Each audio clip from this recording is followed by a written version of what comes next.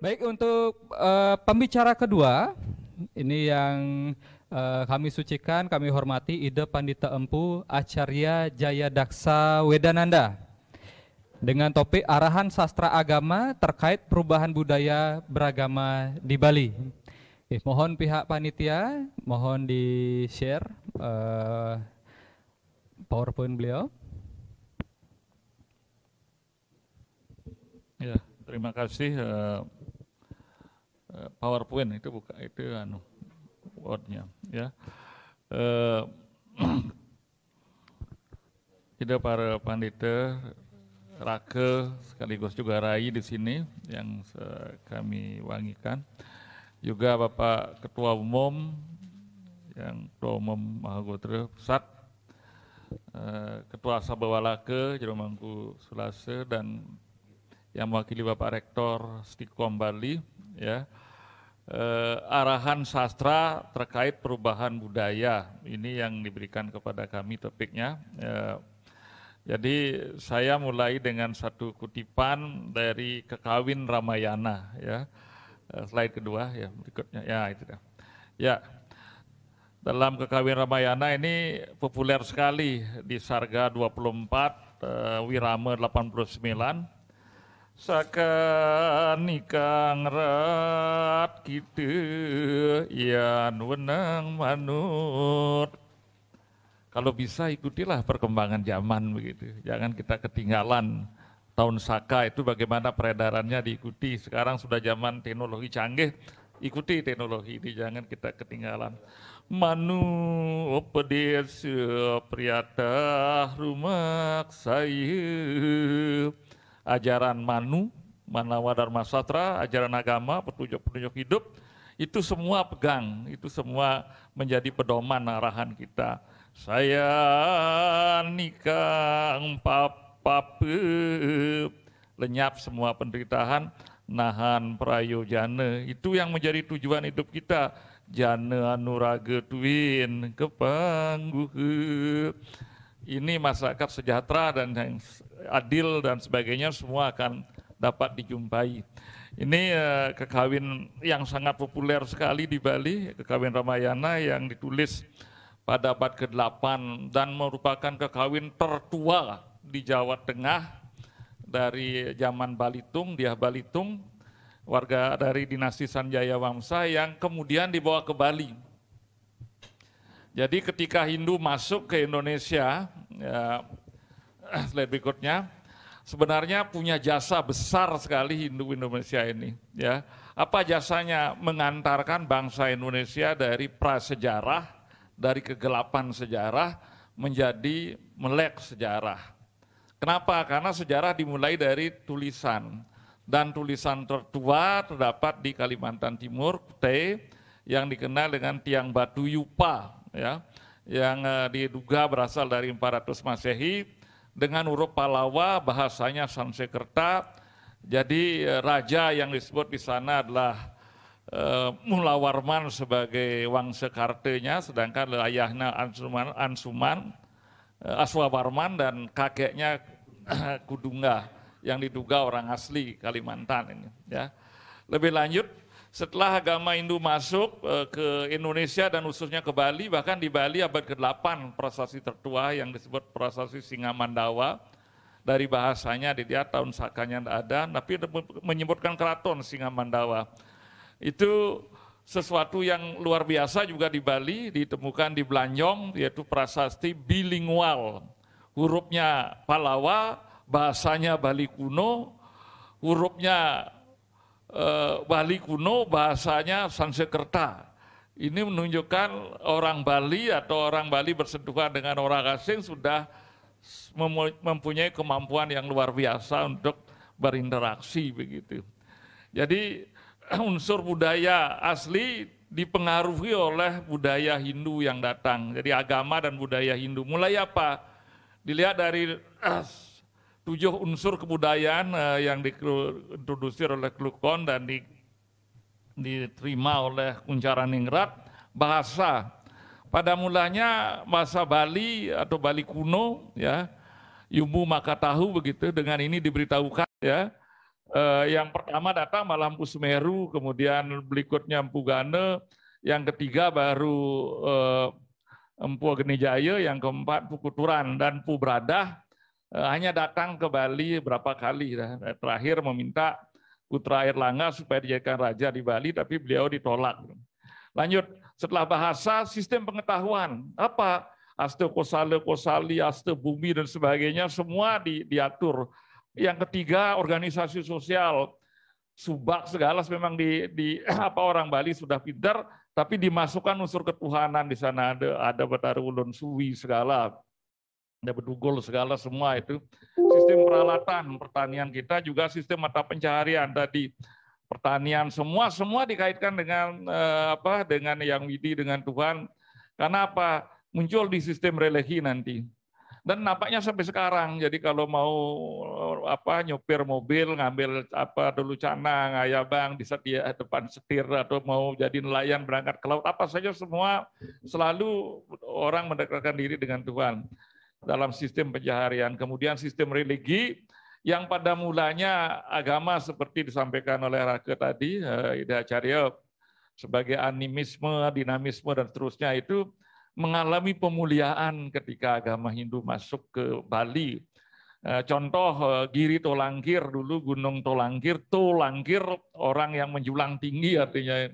Makanya pelangkiran itu di atas diganti dengan Sang Hyang Mahadewa, kemudian Betara Putranjaya yang kemudian di Besakih distanakan. Bahkan di Terunyan itu Betara Datunte dibuatkan itu Betara Pancereng Jagat, dibuatkan Meru kalau tidak salah tumpang 7.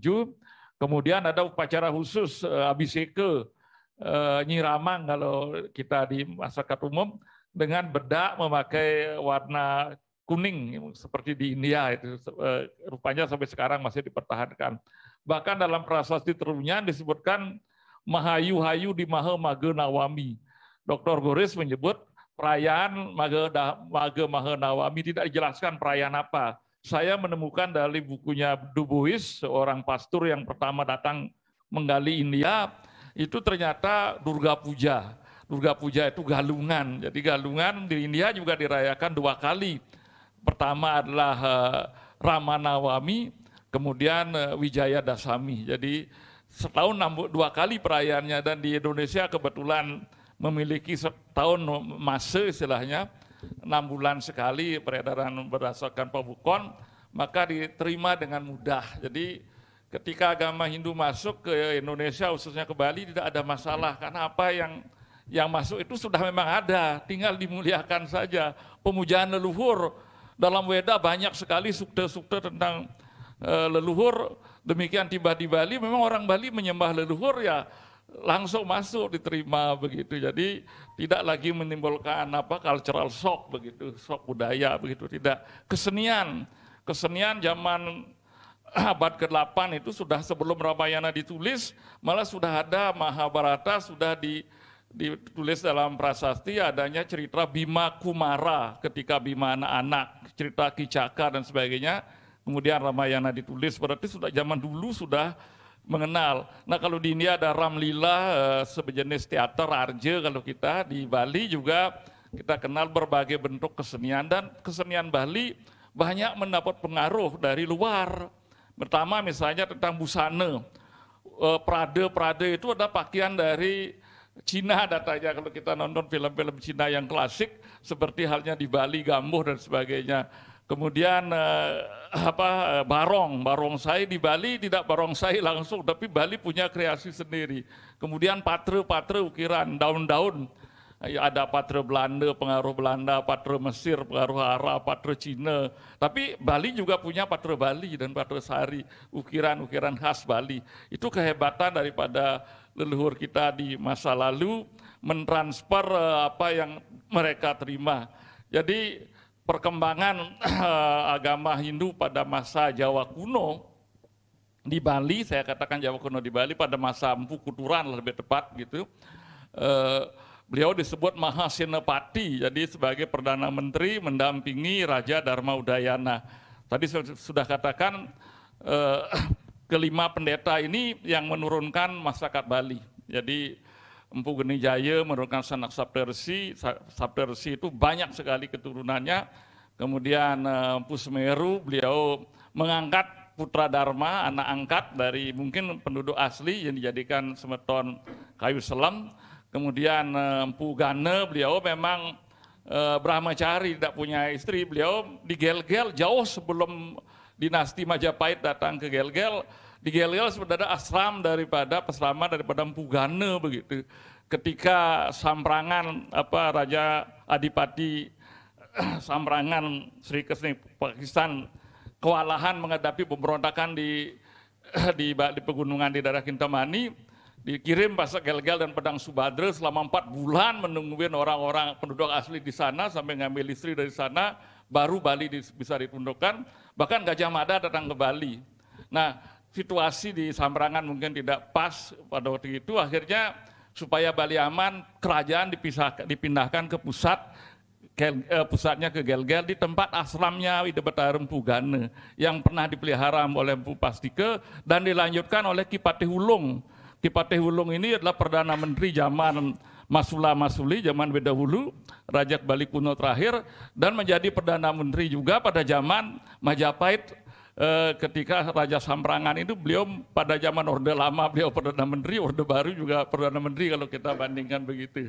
Dan terakhir beliau mungkin merasa sudah tua, beliau melinggih mendikse menjadi seorang empu namanya Empu Dwija Aksara. Jadi beliaulah yang tinggal di Gel-Gel.